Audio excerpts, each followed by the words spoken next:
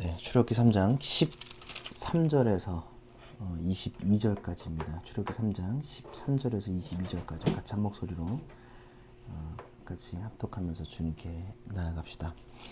모세가 하나님께 아뢰었다. 내가 이스라엘 자손에게 가서 너희 조상의 하나님께서 나를 너에게 보내셨다 하고 말하면 그들이 저에게 그의 이름이 무엇이냐고 물을 터인데 제가 그들에게 무엇이라고 대답해야 합니까? 하나님이 모세에게 대답하셨다. 나는 곧 나다. 너는 이스라엘 자손에게 이르기를 나라고 하는 분이 너를 그들에게 보냈다고 하여라. 하나님이 다시 모세에게 말씀하셨다. 너는 이스라엘 자손에게 이르기를 여호와 너희 조상의 하나님 곧 아브라함의 하나님 이삭의 하나님 야곱의 하나님이 나를 너희에게 보내셨다라고. 너는 나의 이름이며 이것이 바로 너희가 대대로 기억할 나의 이름이다. 가서 이스라엘 장로들을 모아놓고 그들에게 일러라.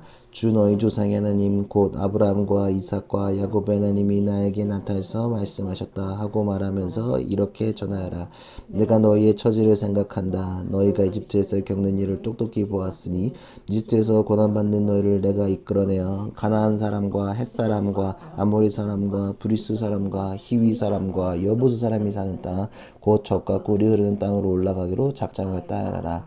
그러면 그들이 너희 말을 들을 것이다. 또 너는 이스라엘의 장로들을 데리고 이집트의 임금으로 가서 히브리 사람의 주 하나님이 우리에게 나타나셨으니 이제 우리가 광야로 사흘 길을 걸어가서 주 우리 하나님께 제사를 드리려고 하니 허락하여 주십시오 하고 요구하라.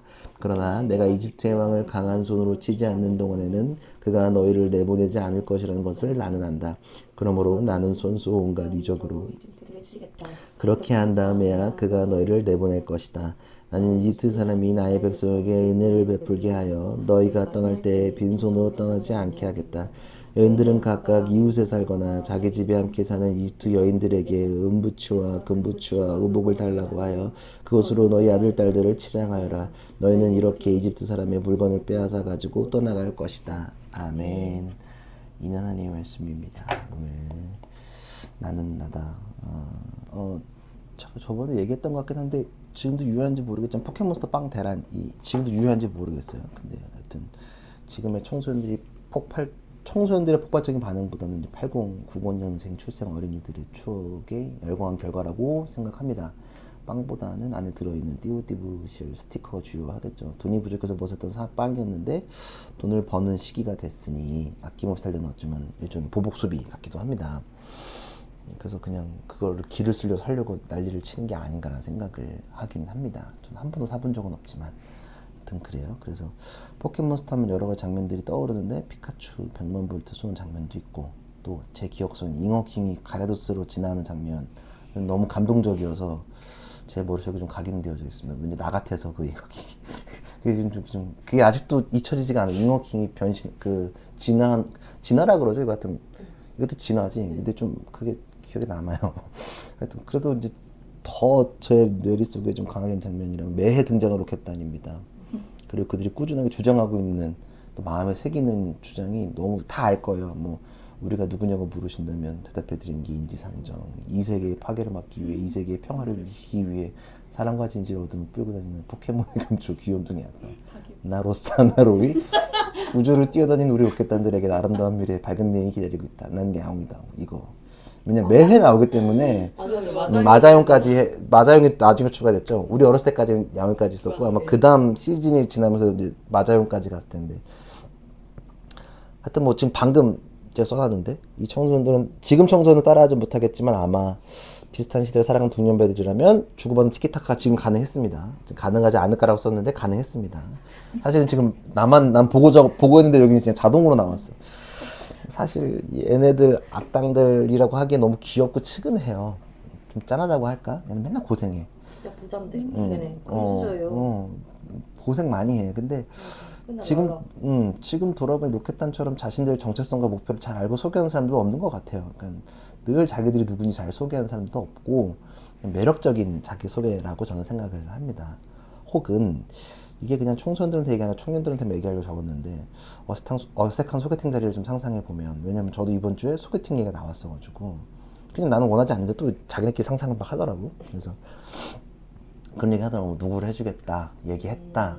나한테 뭐 물어보지 않았는데 전 얘기하지 않았는데 뭐 제 이름과 제 유튜브를 보냈다. 그래서 걔가 만날 마음 아니 나한테 물어보지 않고 이게 보냈어. 그래서 내가 또 안 만나고 깔 수도 있습니다. 여하튼 잘이네. 저는 좀 아빠. 오픈된 사람이라서 어쩔 수가 없어요. 여하튼 뭐 소개팅 자리를 상상해 보면은 각자 소개팅 경험들이 있으니까 저는 한 번인가 두 번 있거든요. 근데 이 긴장되면 난감한 자리가 없어요. 나를 소개해야 되는데 그걸 참 소개하기가 어려워요. 짧은 만남 속에서 내가 30년 넘게 살아온 얘기를 해야 되니까 한두 시간만 설명이 좀 안 되고 그래서 조금 다른 것들에 좀 집중하게 되는 것 같기도 하고 외형적인 모습이라던가 그때 그 느낌 그날의 분위기가 뭔가 좀 좌지우지하는 것 같기도 하고 여러 가지 좀 복잡하지 않습니까? 근데 서로 마주보는 당사자들도 좀 민망하긴 한데 또 주선자라고 해도 좀 민망해요. 각각의 사람들에게 A를 B에게 어떻게 소개할지 B를 A에게 어떻게 소개할지 좀 애매해요. 그렇잖아요. 또 남자가 소개하는 거랑 여자가 소개하는 거랑 설명이 좀 다르단 말이에요.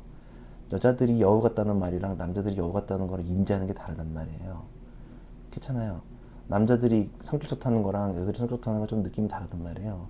남자들이 의리 있다라고 하면은 진짜 의리만 있지 여러분들 생각하는 인상 차이가 아닐 수도 있다는 거예요. 진짜 의리만 있어. 의리만 있을 수도 있어요. 또 혹은 여자들이 소개시켜 주는데 뭐 얘는 근데 남자들이 이해하는 용어랑 달라서 좀 오해할 수도 있는 거죠. 여튼 내가 누구인지 나의 정체가 누구인지를 각각의 자리에 설명하는 건 조금 어려워요. 또 우리 또한 믿지 않는 자들에게 삼위 하나님을 소개하는 건 좀 어렵기도 합니다. 뭐라고 소개해야 할지 로켓탄처럼 하나님과 내가 티키타카를 하면 좀 자연스럽게 할 수 있을 것 같은데 그것도 잘 안 되고 그냥 고민들 많죠. 앞서 하나님은 바로에게 모세를 보내겠다고 하셨어요. 바로에게 가기 전 먼저 만나야 할 것은 이스라엘 백성들이었어요. 걔들을 데리고 가야 되니까 지금 일단은 그들에게 다시 이제 가는 거예요. 그들은 피해 있었으며 그들과 함께 지내지 않았던 모세였기 때문에 하나님께로부터 왔다는 것을 이야기하는 것이 너무 부담스러웠을 거예요. 그리고 어떻게 말해야 될지 진짜 몰랐을 거예요. 히브리의 정체성은 있었지만 하나님의 존재를 잘 인지하지 못했던 모세는 어쩜 더 그러할지 모르겠습니다. 오늘 본문 13절을 보면 모세가 하나님께 아뢰었다.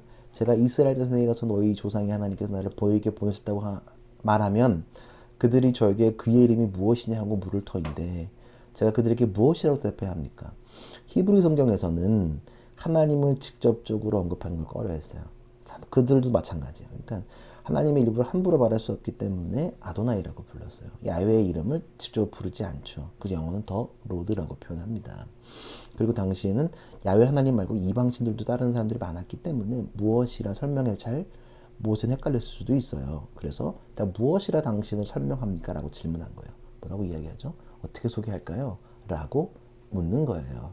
마치 주선자처럼. 아니면 자기가 본인인데 설명하기 어려워하는 거와 비슷할지는 모르겠습니다. 그런 모세에게 대답하면 이렇게 대답하세요. 14절 하나님이 모세에게 대답하시되 나는 곧 나다.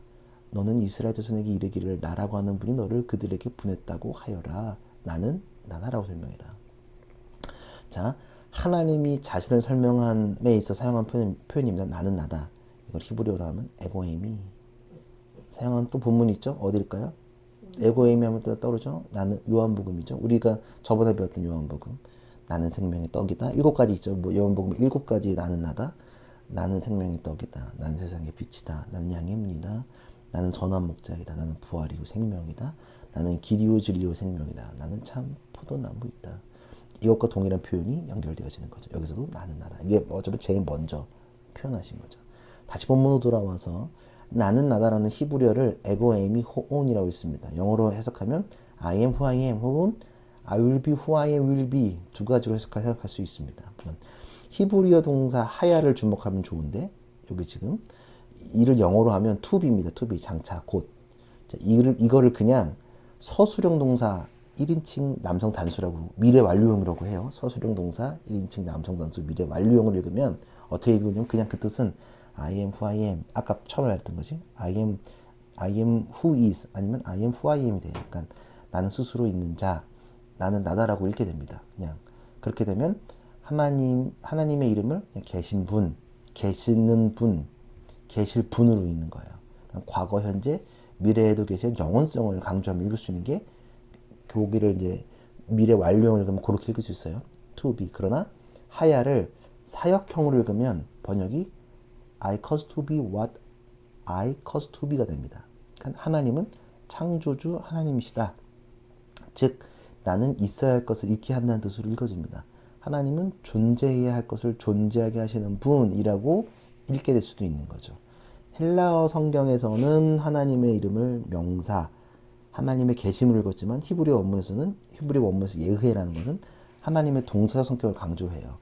하나님은 존재이시기보다 창조하시는 분이라고 얘기하는 겁니다. 그러니까 이 동사를 생각해서 한번 반대로 좀 다르게 읽어보면, 생각해서 읽는다면 내가 누구인지는 내 행동으로 드러난다라고 읽을 수 있는 겁니다. 나는 나다도 맞는데 또 다르게 한번 좀 방점을 찍어보면 내가 누구인지는 내 행동으로 드러난다라고 볼 수 있는 거죠. 하나님은 대단히 역동적인 분이십니다.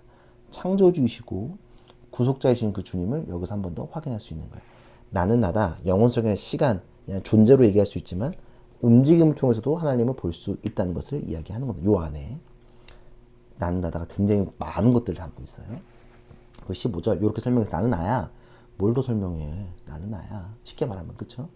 근데 15절에 보면 하나님이 다시 모세에게 말씀하셨다. 너는 이스라엘 자손에게 이르기를 여호와 너희의 조상의 하나님 곧 아브라함의 하나님 이삭의 하나님 야곱의 하나님 너를 너에게 보냈다 하여라. 이것이 영원한 나의 이름이며 이것이 바로 너희가 대대로 기억할 나의 이름이다. 15절은 앞서 밝힌 정체성에 더불어 앞서서 2장 후반절 그리고 초반에 3장 초반에 밝힌 하나님의 이야기를 다시 밝히시면서 영원히 있다는 것을 한 번 더 강조합니다. 추가돼서 영원하다는 게 추가됐어요. 앞에는 다 앞에서 했던 얘기야. 영원하다는 걸 추가돼요. 정통성에 대한 이야기를 하는 거예요. 그것을 먼저는 모세에게 말씀하셨고 이제는 누구한테 얘기한다? 이스라엘에게 말하라고 말씀하시는 거예요. 16, 17절 반복되는 겁니다. 가서 이스라엘 장로들을 모아놓고 그들에게 일러라. 준 너희 조상의 하나님 곧 아브라함과 이삭과 야곱의 하나님이 나타나서 말씀하셨다 하고 말하면서 이렇게 전하여라. 내가 너희의 처지를 생각한다. 너희가 이집트에서 겪는 일을 똑똑히 보았으니 이집트에서 고난받는 너희를 내가 이끌어내어 가나안 사람과 헷 사람과 아모리 사람과 브릿 사람과 히위 사람과 여부수 사람이 사는 땅 곧 젖과 꿀이 흐르는 땅으로 올라가기로 작정하였다고 하여라. 앞서 들으시고 보시고 알고 그리고 이끄시는 것 결정을 보면 반복합니다. 그리고 이제는 약속의 성취 과정이 시작되는 걸 한 번 더 강조하는 것입니다. 그리고 18절 그러면 그들이 너희의 말을 들을 것이다. 그러면 그들이 이스라엘 사람들이 모세의 말을 들을 것이다. 또 너는 이스라엘 장로들을 데리고 이집트의 임금에게 가서 히브리 사람의 주 하나님이 우리에게 나타나셨으니 이제 우리가 광야로 사흘 길을 걸어가서 주 우리 하나님께 제사를 드려야 하니 허락하여 주십시오 하고 요구하여라. 앞서 12절에서 출애굽의 주제라고 했던 건 예배하는 공동체. 하나님이 여기서 예배하게 될 것이다라고 반복하는 겁니다. 다시 한 번 더 여기서 탈출해야 되는 이유는 뭐냐면 예배하는 거예요. 죄에서 나오는 이유는 뭐냐면 우리가 예배하기 위해서. 나를 가두는 것을 떠나게 나오는 것은 뭘 위해서? 예배하기 위해서. 떠나는 것의 이유는 주님께 예배하겠다는 사실입니다. 집으로 가는 이유는 뭐냐? 하나님을 예배하기 위해서. 하나님의 집으로 가는 거예요. 19절에서 22절. 그러나 내가 이집트의 왕을 강한 손으로 치지 않는 동안에는 그가 너희를 내보내지 않을 것이라는 것을 나는 안다. 그럼 나는 손수 이적으로 이집트를 치겠다. 그렇게 한다면 그가 너희를 내보낼 것이다. 나는 이집트 사람이 나의 백성에게 은혜를 베풀게 하여 너희가 떠날 때 빈손으로 떠나지 않게 하였다. 여인들은 각각 이웃에 살거나 자기 집에 사는 이집트 여인들을 은부치와 금부치와 의복을 달라고 하여 그곳으로 너희 아들딸들을 치장하여라. 너희는 이렇게 이집트 사람의 물건을 빼앗아 가지고 떠날 것이다. 자, 이집트와 바로가 저항이 있다는 것을 우리는 알 수 있습니다. 인간의 힘으로는 절대 이길 수 없는 힘입니다. 이 힘에 하나님이 개입하시겠다는 청사진이 있어요. 강한 손으로 순수 이집트를 치겠다는 계획이에요. 바로의 심술은 출애굽의 걸림돌이에요. 그러나 하나님은 이런 걸림돌을 디딤돌로 사용하십니다. 떠남은 해방은 은총이에요. 걸림돌을 디딤돌로 사용하신 하나님을 볼 수 있습니다. 그리고 더불어서 뭐냐면 그리고 하나님은 우리의 노고를 잃지 않으세요. 22절 이집트 사람의 재산을 탈취하는 것으로 볼 수 있어요. 이거 훔쳐가는 거잖아. 하나님 명령하셨어. 그게 아니라 이전에 급여를 받지 못하고 이집트에 고통받았다는 것에 대한 정산이에요. 40년 동안 완전히 노예 생활처럼 했거든. 그것에 이집트에 대한 보상이에요. 하나님의 청사진에는 우리가 고려하지 못했던 하나님의 마음도 담겨져 있으면 우리는 볼 수 있는 거예요. 이번 주에 새롭게 생각하게 된 일이 있어요. 말씀을 전하러 가는 교회에서 담임 목사님에게 드릴 프로필을 달라는 요청이었어요. 대단한 프로필은 아니어서 주절주절 써지는 게 좀 많더라고요. 어디 학교를 나왔고 뭘 했고 뭘 썼고 등등 말이죠. 나를 설명하기 위해서 좀 구차한 설명들이 많은 걸 느꼈어요. 좀 그래서 좀 내가 좀 측은했어요. 내가 좀 아직 설명할 게 많구나. 근데 이전에 봤던 삼성그룹 이건희 회장의 명함이 떠올랐어요. 삼성 CI와 그리고 이름 석자. 그를 표현할 게 이것 말고 더 필요할까라는 생각을 하게 됐습니다. 전 이건희의 대학을 알지 못합니다. 그러나 이건희가 대단한 사람인가 하는 것은 알고 있습니다. 하나님 또한 어떤 설명이 더 필요할까라는 생각을 제 프로필을 준비하면서 생각해 봤습니다. 뭐가 필요하지? 없네. 나는 주저주저 뭐가 많아. 설명할 게 많아. 이 조성면 설명하려면 다 설명해내. 그래서 유튜브 하는 거고.